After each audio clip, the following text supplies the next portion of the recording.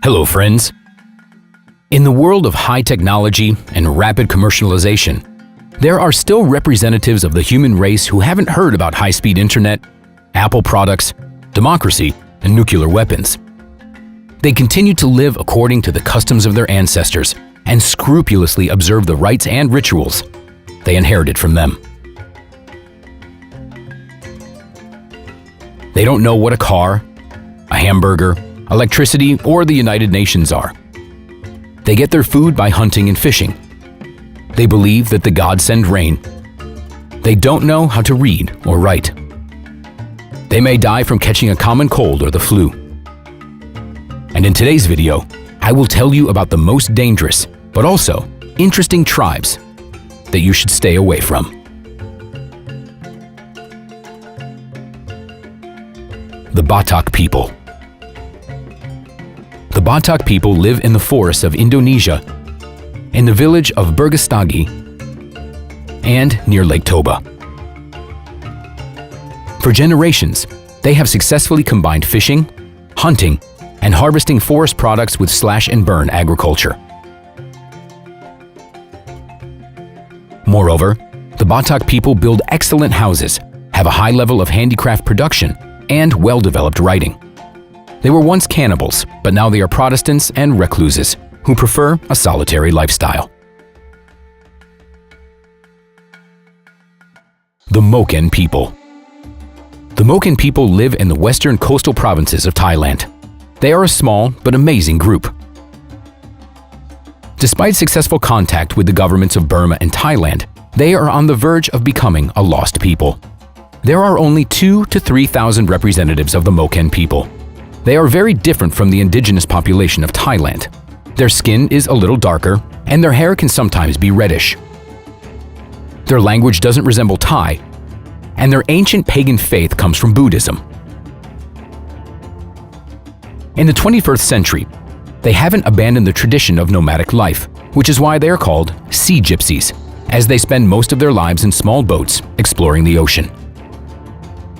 The Moken people traditionally lived in handmade wooden boats called kabangs and migrate between islands for most of the year in search of food.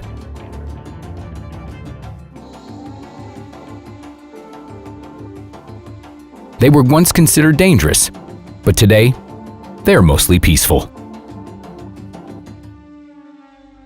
The Suri people.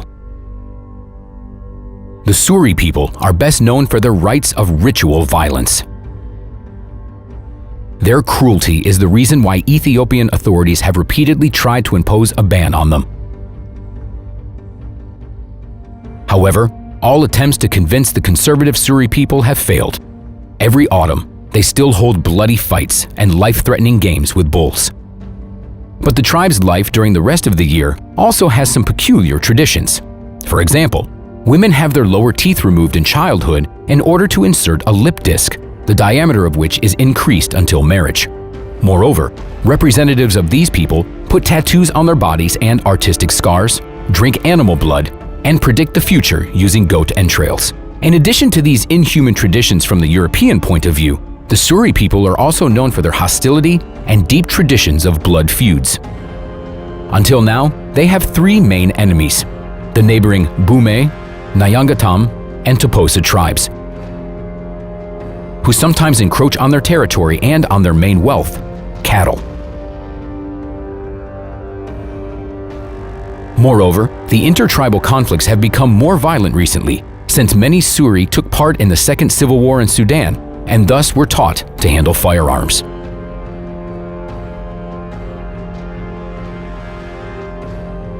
The Akuntsu people. Today, the Akuntsu tribe occupies a small patch of forest in western Brazil. It has been legally recognized and demarcated by the Brazilian government, but it's surrounded by huge cattle farms and soybean plantations.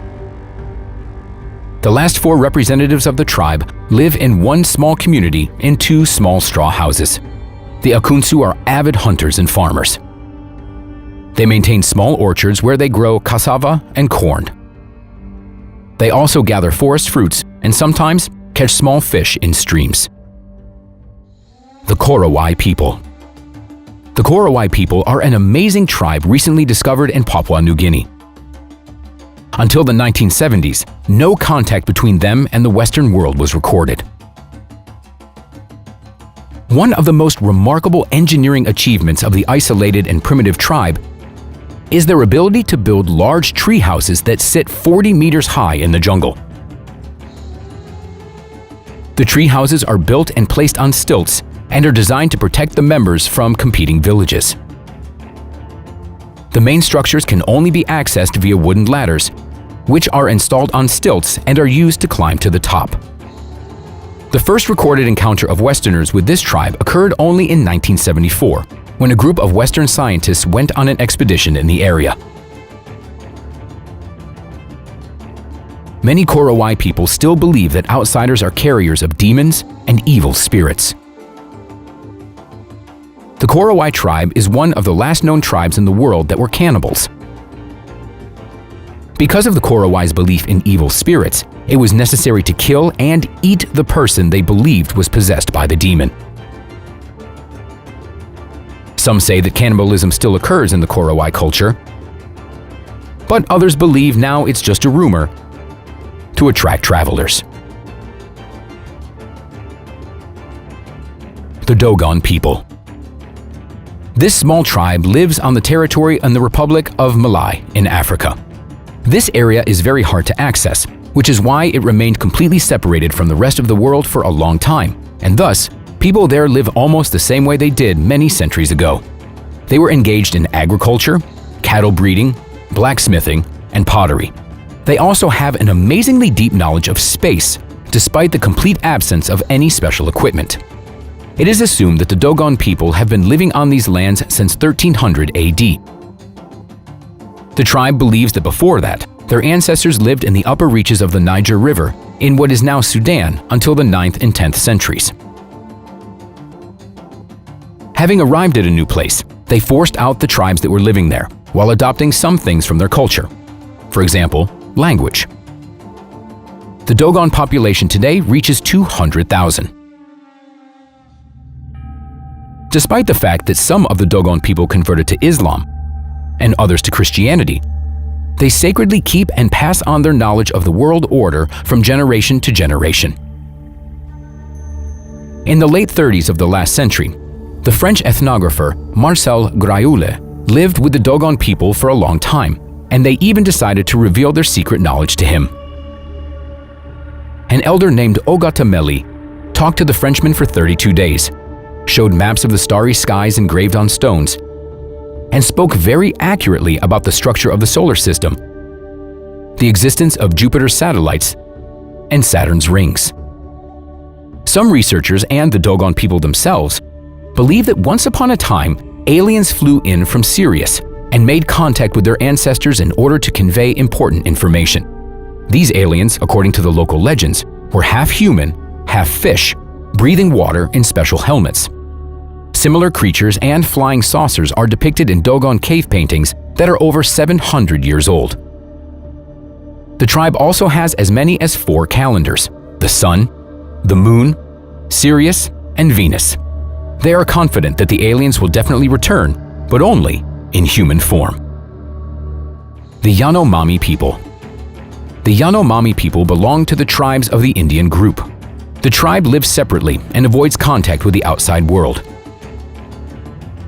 Its population is approximately 35,000 people who live in kinship groups of 200 to 500 people in 200 villages. The Yanomami people lead a semi-nomadic lifestyle, cultivating the soil until it is completely depleted. Then they abandon the village and build a new one in order to grow food on the land again, which is necessary for their survival. The tribe believes that they are children of the moon. Respectively, they have developed the worship of the moon. That is, the moon is the supreme deity they worship. But today, several groups of the tribe have adopted Christianity. Now, the tribe is on the verge of extinction due to constant conflicts with white aliens over land. Many of the indigenous people die after the invasion of their lands. They also go hungry often. After contact with the outside world, many die because of simple diseases, since they don't have immunity to various infections that are familiar to us. Friends, that's all for today. Like the video, subscribe to our channel, and we'll see you next time.